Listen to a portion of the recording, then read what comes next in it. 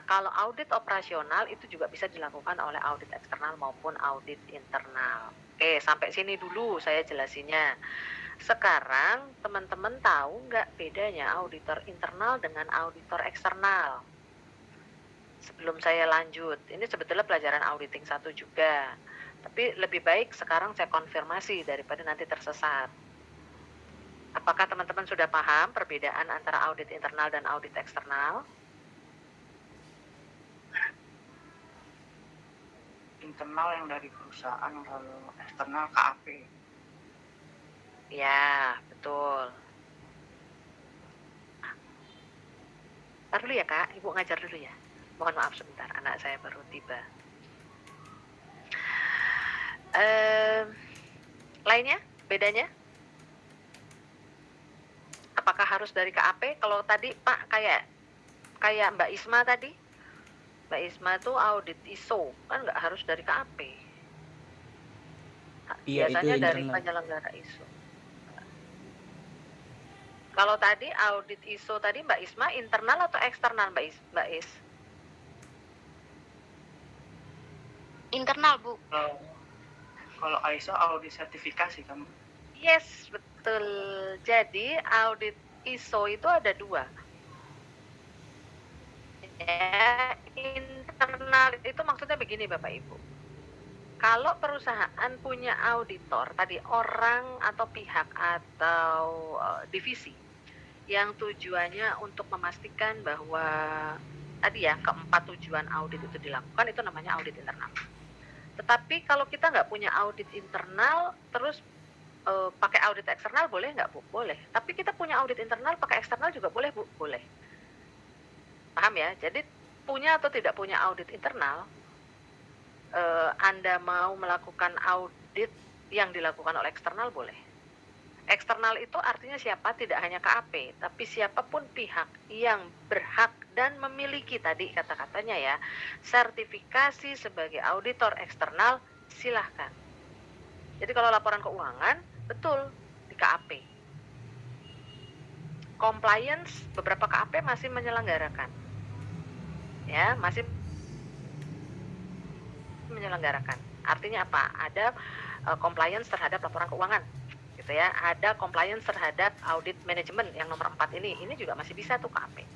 Tapi kalau ISO, KAP biasanya nggak ada. Biasanya loh ya, saya puluhan tahun tidak pernah pegang tuh yang namanya di KAP itu ada audit ISO. Audit ISO eksternal itu biasanya dilakukan oleh tim ISO-nya. Jadi ada perusahaan ISO yang menyediakan, kita tidak bilang namanya auditor, tapi bilangnya namanya assuror.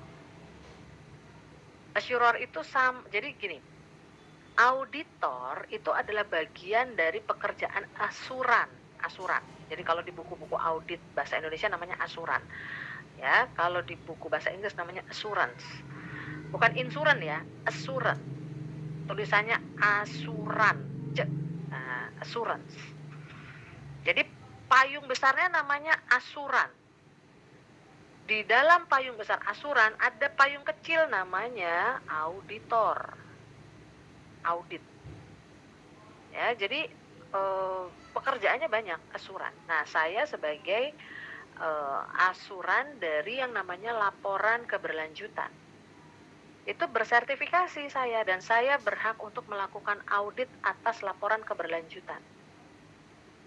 Saya auditor eksternal, tidak dipelihara atau tidak bekerja di bawah direktur utama. Kalau audit internal bekerja di bawah direktur utama, bedanya itu. Paham sekarang? Jadi audit internal itu adalah audit yang dimiliki oleh perusahaan dan bekerja untuk memastikan dan mengawasi serta mengendalikan apa yang menjadi tujuan perusahaan. Tapi kalau audit eksternal, dia bekerja berdasarkan standar yang berlaku dan mengeluarkan opini atau mengeluarkan rekomendasi. Dan itu bisa dipublikasi. Oke, sampai sini bisa diikuti? Oke, clear? Bisa dipahami? Kalau kurang paham nggak apa-apa, nanya aja. Halo, bisa dipahami? Ini kadang-kadang Bisa, nggak Bu. ada videonya. Bisa, Oke. Bu. Bisa, Bu. Kasih saya sinyal ya, karena Anda tidak menampilkan video, gitu ya. Oke, nah sekarang baru tujuan audit. Ya, jadi tujuan audit tergantung dari tipe auditnya. Kalau laporan keuangan, sekali lagi, ini juga jadi jebakan Batman. Banyak sekali kemarin ujian audit yang salah, itu juga banyak di auditing 1. Di kelas saya, hasil ujian audit hampir saya sampaikan banyak yang terjebak. Ya, banyak yang terjebak. Kenapa? Karena sekali lagi, harus paham konsepnya seperti apa. Oke, sekarang saya kasih case. Kalau Bapak Ibu menjadi auditor di audit laporan keuangan, apa sih pegangan Bapak Ibu mengaudit laporan keuangan?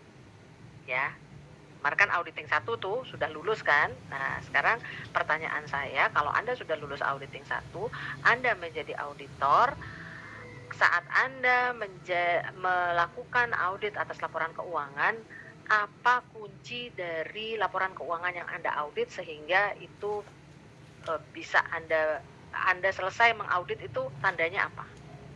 Apa yang Anda ukurannya? Ukuran audit dari laporan keuangan itu apa sih?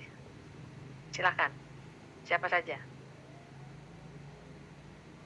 Menilai hasil akhir, Bu, atau apa namanya, output. Outputnya apa, Pak? Dari transaksi, banyaknya transaksi. Oke, outputnya maunya gimana nih? Jadi kan gini, kayak auditor misalkan eksternal. kita di gudang, kayak di gudang ada pemasukan barang-barang gitu, Bu. Nah, di situ kan ada tuh, misalkan barangnya masuknya berapa, keluarnya kan berapa tuh, Bu. Kadang nominalnya nggak sama yang di audit yang di situ. Terus, Pak? Saya lagi nungguin kelanjutannya nih. Oh iya. Iya, Terus, Pak? yang misalkan ada temuan-temuan audit yang tidak sesuai, ya kita harus cari lagi yang persamaannya gitu, Bu. Maksudnya cari lagi persamaannya apa, Pak? Barang yang sama, jadi yang misalkan itu yang nggak sama pemasukan sama keluarnya, jadi kita nyari yang sama dulu, yang itu kita depending. Oke. Waduh, konsepnya jadi berbahaya nih ya. Oke. Waktu auditing 1. Apa output dari audit laporan keuangan? Itu dulu deh. Ini kayaknya udah mulai blunder nih, Bapak Ibu. Saya nggak tahu auditing 1-nya keracunan apa nih, tapi udah mulai blunder. Bahaya nih. Oke, saya arahkan dulu ya sebelum ke audit manajemen. Audit laporan keuangan dulu. Audit laporan keuangan, apa output dari audit laporan keuangan? Silahkan. Jangan sampai ini nggak tahu loh. Kalau nggak tahu Anda nggak lulus harusnya. Dan Anda kalau nanti ketemu di sidang komprehensif di akhir nanti akhir mau ujian sidang, kan ada sidang komprehensif ya, ada sidang skripsi, ada sidang komprehensif. Kalau Anda tidak paham ini, Anda tidak lulus loh. Ini konsep soalnya.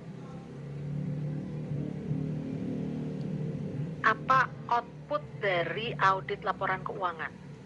Ya itu, Bu, tadi, Bu, yang transaksi apa sih ya, laporan keuangan susunannya. Oke, salah ya Pak? Oke, dicatat, ayo. Kayaknya banyak yang salah nih. Daripada panjang, udah jam 9 kurang seperempat. Tolong dicatat, audit dari